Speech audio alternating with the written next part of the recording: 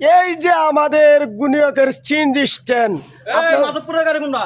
আরে জালাল ভাই কই দিবেন আরে ভাই দুঃখে আমি মাঞ্চ হয়ে গেছে গা। দুঃখে বাইঞ্চুত হয়েছে জি। কারণ কি কারণ আজকে 3টা দিন ধরে না রাত্রে ঘুমাইতে পারি না দিনে ঘুমাইতে পারি।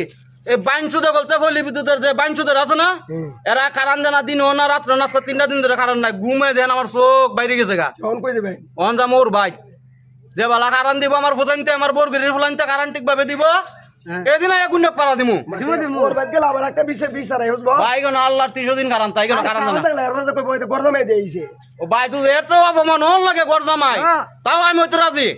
তাও এই গুণ্যক এভাবে তা সম্ভব না। 3টা দিন ধরে কারণ নাই, কিটা শুরু করছে সুদানের ফুলাইতে।